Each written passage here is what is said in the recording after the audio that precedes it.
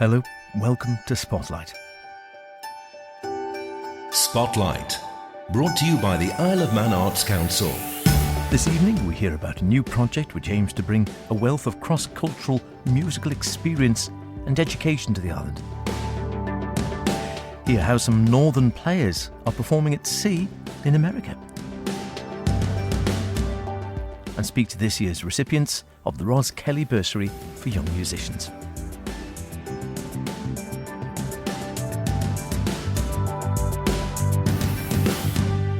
Remember, do get in touch with any creative artistic endeavours you may be involved in, planning, hoping to create, or would really like to. Yes, put in the spotlight poetic, visual, theatrical, musical, literary, film, mime, all the others. Email spotlight@manxradio.com or howardkane@manxradio.com. I don't care which you use, but do it. First off, earlier this year, you might have been lucky enough to see the Harmony Chorus from Bangalore, India, at a concert at the Peel Centenary Centre during their visit to the island in August as part of the Island Choir Festival. Their director was Sandra Oberoi, and their visit included workshops where the Harmony Choir and the Cathedral Choir, along with the Gothic Choir in Peel, explored different musics and cultures and got together and generally had a great time. It's hoped this can be built on in 2024, but in the meantime, Sandra and husband Ryan are now on the Isle of Man to set up an international educational facility under the Harmony brand name. They dropped into the Spotlight studio to tell me more. I began by asking Sandra if their move had come off the back of the choir's visit in the summer. I'd like to think that we've always been thinking of going international at Harmony. But then, like Ryan and I would agree on this, we came to the island and, well, it just took us this visit, right? And something else that I've been doing over the past couple of months is talking with several music directors, musicians, administrators across the island as to what the need might be. And something that's popped up over and over again is perhaps opportunities for CPD, for teachers here on the island, or opportunities for cross-collaboration. And when we brought, let me go back to a little bit, perhaps May in this year, when we did something called the Harmony Summer Vocal Intensive. Now, this is something that happens every year. At the Harmony Summer Vocal Intensive, we had teachers across the world tuning in to offer their expertise, vocal expertise, to intermediate to advanced music students, as well as teachers and choral directors. But I also invited Chloe Woolley from the Culture Van and Mandy Griffin to bring in their expertise and be a part of this group that taught. And so I saw that there was so much to take away from that experience, where because of offering these different ideas, Chloe spoke about Manx music and culture. Well, people who came to attend, the attendees, had no idea what is Manx music and culture, where is the Isle of Man? And that really got us thinking about, well, people need to know. And sometimes all it takes is just making ideas like this or making sessions like this accessible. Mm-hmm. And so we grew that into bringing students to come here. So the Harmony Chorus is a choir that I've been directing since 2011, although I started a music school in India since 2008. The choir's been doing a lot of music programs since 2011. And we've already done international trips, but then I decided we've been thinking about bringing them to the Isle of Man, but then it was solidified, the idea of bringing them here, because, again, where is the Isle of Man? Oh my goodness, you've got to see the Isle of Man. And your own background then, you were here on the Isle of Man now, of course, but what's your own background when it comes to music and musical education? I actually finished my master's in music at Northwestern University in the United States, and then now I'm finishing off my PhD at UCL, Institute of Education. But I think along with that, something interesting is the fact that I'm sitting as executive board member on the International Society for Music Education. This is an organization that's spread over 90 countries, which means that it gives us access to these many educators from these many different countries. Along with that, I'm also the India chapter president for NATS, which is the National Association of Teachers of Singing. And this is a 7,000 strong network of voice teachers, scientists, pedagogues, speech and language therapists across the world. And so a large part of the people that come together at the Harmony Summer Vocal Intensive, I do invite from this pool of people across these different countries who are experts in their field. We have otolaryngologists, we have voice scientists, we have performance specialists, we have teachers from, Guildhall, Royal Northern, Royal College of Music. We have teachers from all of these excellent conservatoires and music universities who come in and offer their expertise at these events. And what we're trying to do this coming year onwards, that is 2024 season onwards, is to actually host the Harmony Summer Vocal Intensive at a place on the island. So it could be the Kensington Arts, it could be Erin Arts Centre, it could be Peel Centenary Centre. So we host it on the island, which means people can come in person from the island and attend in person. You also have the opportunity to network and all of those other wonderful things. But we will have a screen and we will stream online. So we'll have teachers connecting in, but teachers here from the island as well, sharing their expertise all across the world. I think that's going to be so very exciting, because up until this point, it's all been online alone. But this is the first time that we're going to have a hybrid model of sorts. And that means that teachers here on the island and students as well will have the opportunity to interact and network, which is, I think, key to us continuing to grow. And how did you first hear of the island yourself? Well, when we decided we wanted to move, I told them, we've got two girls who are in uni at England at the moment, London at the moment. I told them, I said, put your finger on the map anywhere in the world, as long as it's close to a beach. Of course, they chose London, but then this is not... Of course, they had to go there because of what they're doing. But just general searching around, looking around, and then I initially came here once and I just fell in love with the place. And then when they all came over, they were like, wow, this is something else. And then we said, okay, let's explore how we can set our roots down. And of course, it's been a little back and forth, but we're here now.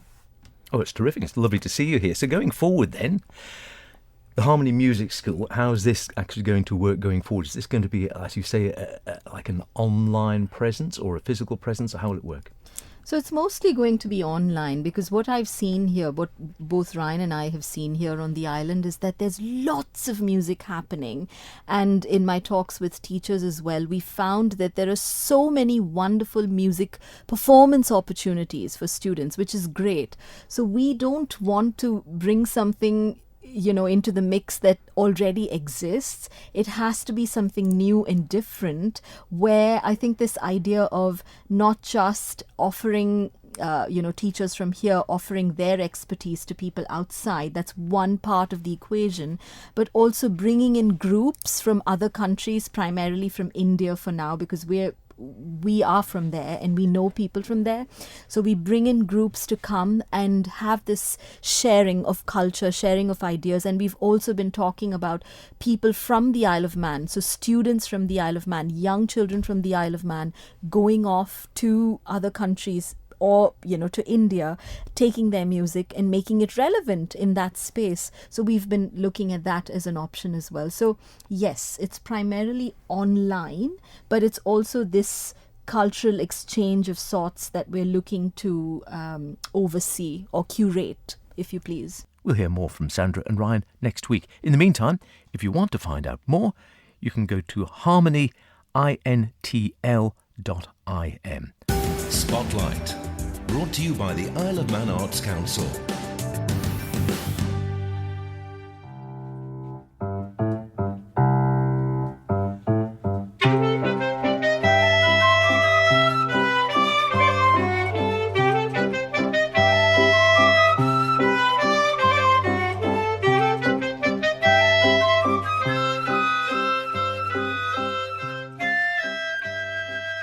Classical Bounce, featuring Maeve Tonge on clarinet, one of the recipients of the Roz Kelly Bursary given annually to young Manx musicians, to help further their musical education and experience. I caught up with Maeve, fellow recipient percussionist Beth Cool, and bursary facilitator Andrew Cole to find out more and hear how young musicians can get involved.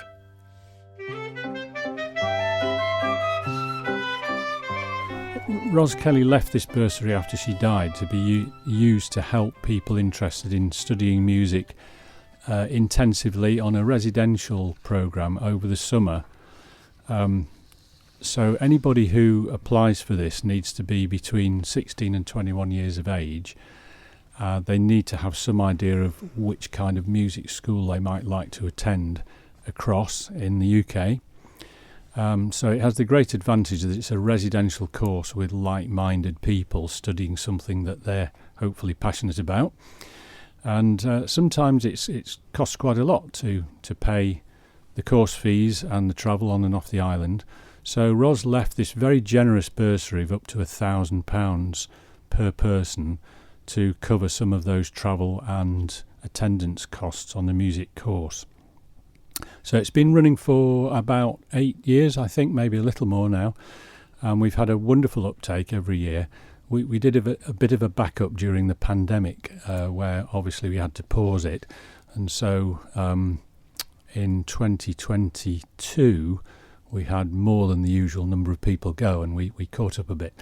But last year, the usual 2 applicants were successful, and they're here today to talk to you. We do indeed have Maeve and Beth with us here today. Thanks very much for popping up this afternoon. We'll start with Beth. You play a little bit of everything, I think. Guitar, bass, piano, but drums. Drums your main instrument, fair to say? Yeah, I think so at the moment, yeah.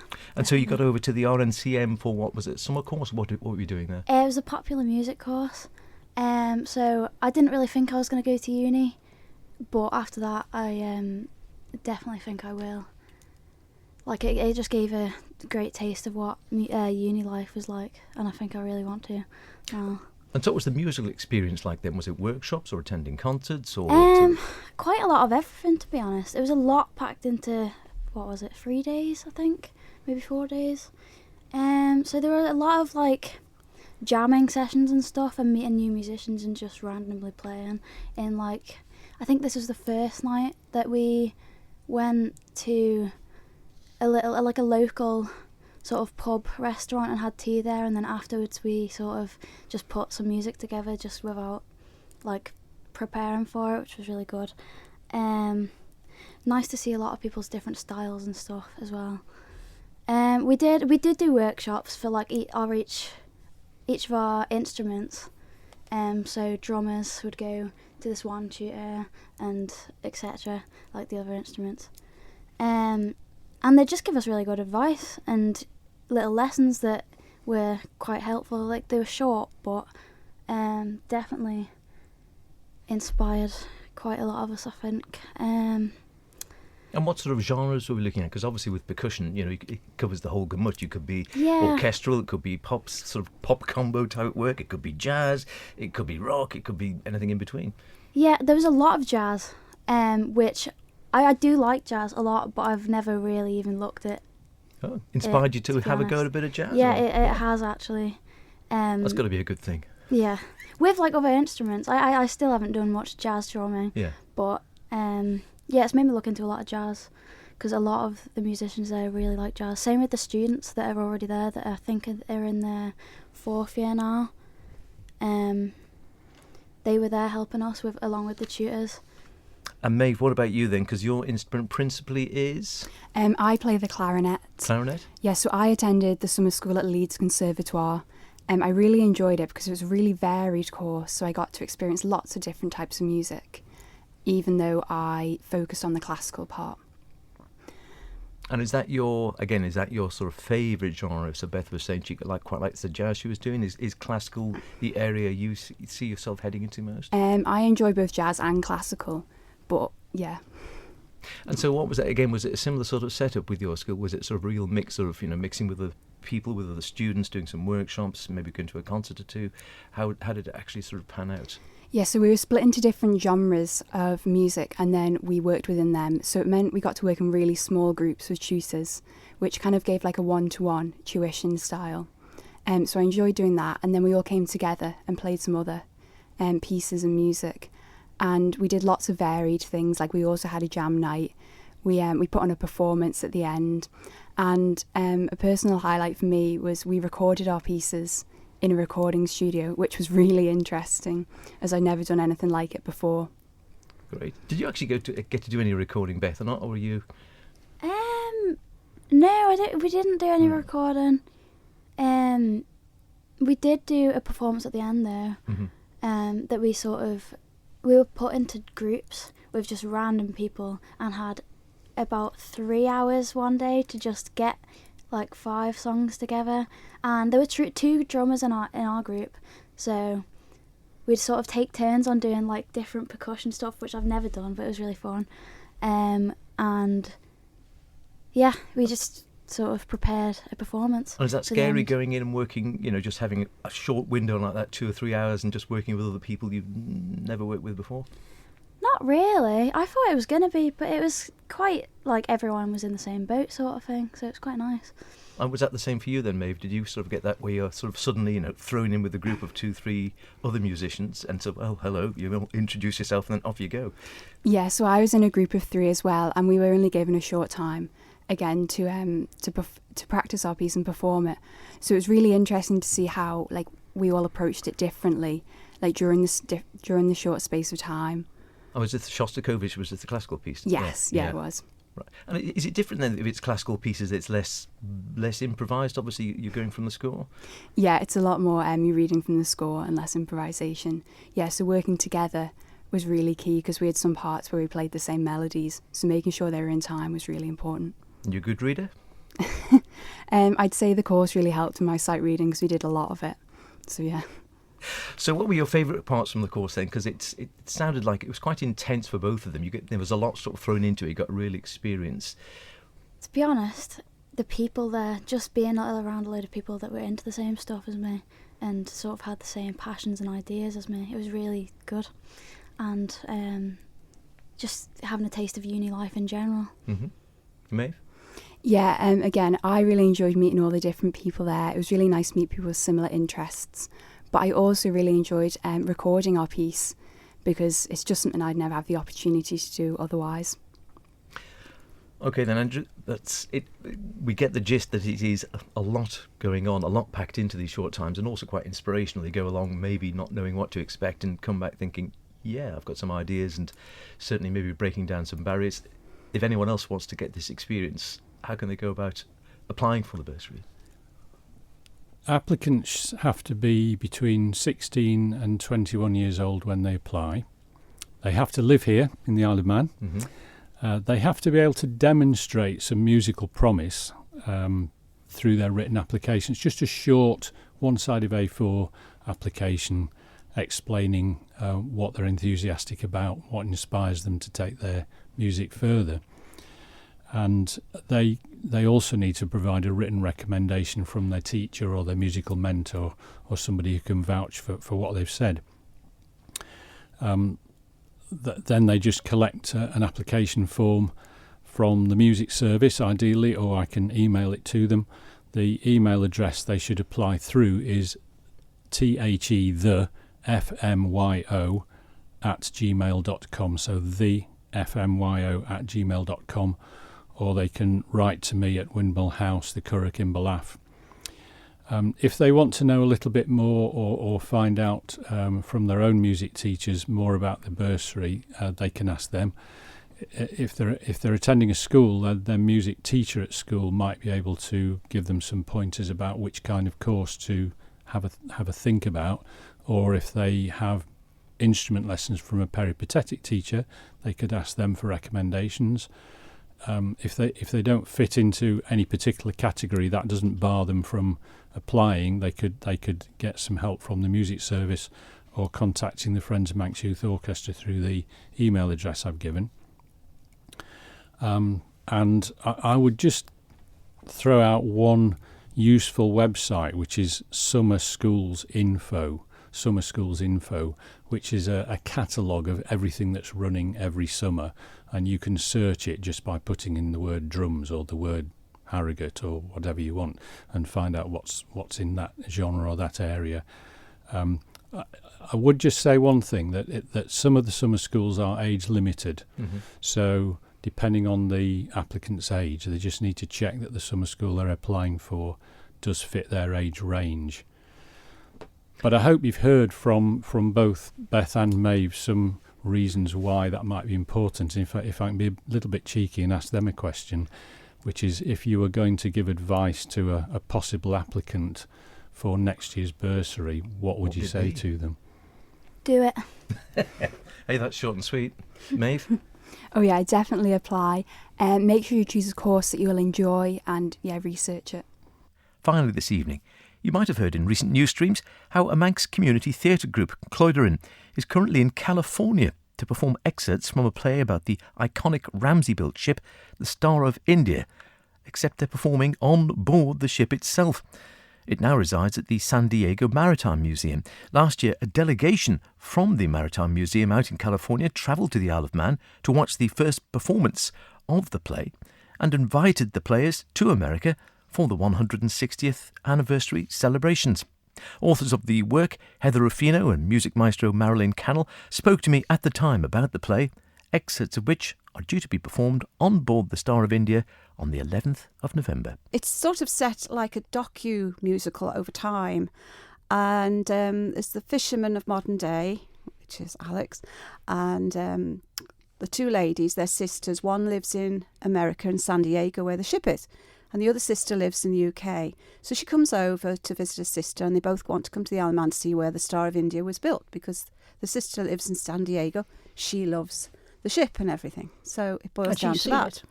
And they meet this fisherman, and they start talking. So they come in and out of the story, sort of narrating it as it goes along, and then there's a different scene from what they've said. And it starts back with the launch. It starts with the fisherman, the shipbuilder, being told that they were going to build this big iron-hulled ship, 205 feet long, and they're quite surprised about this. That's a big task. And then it goes on to the launch, when they've built her, the celebrations and her launch. And it also gives a little insight to the life of Ramsey then, how it was with the fishermen as well as the shipbuilders and the wives, and how they lived, etc. So it goes on to singing about the fishermen as well. And then it goes through stories about, there's a little story about her bell, the ship's bell, with Euterpe written on it, where it's engraved, which is still on the ship now, because they never changed the name off the bell. It's supposed to be unlucky, even if she's given a new name. And then it goes on to the various things it did in its life. Really. Exactly. There's the emigrants, for example, travelling on the ship, and how hard it was life. There's the crew. I mean, Captain Story, he was the captain that took her on a maiden voyage, and the first crew, they were drunken and disorderly. Thrown in jail. They were thrown in jail because they crashed into a Spanish brig and damaged the ship very badly on a maiden voyage. So they got punished, and Captain Story still kept his post. He got another crew. But bad luck struck again. They were hit by a cyclone. She got damaged again. The ship, lots of people got sick, and Captain Story got very sick. It's just going through some of the important parts that happened. Over her time, for when she was built, she circumnavigated the world 21 times, that amazing, ship. isn't it? And she's beautiful. She's absolutely lovely. I've been on board her. She's the only iron-hulled sailing ship still, and she sails under licence in about once a year. Wow. Because she's no technology on board. She's as she was renovated. And I'm going to sail on her next year. Oh. And I believe a citation from the Isle of Man Lieutenant Governor Sir John Lorimer will also be taken by the group to thank the Maritime Museum for preserving the vessel. That's about it this week. Don't forget, if you want to hear anything again, go to manxradio.com, download the Spotlight podcast, listen where and when you want. Why not try it whilst baking your Christmas cake, or maybe feeding it? Yes, it's that time already. See you next week. Until then, look after yourselves, and whatever you're doing, be creative about it. Cheerio.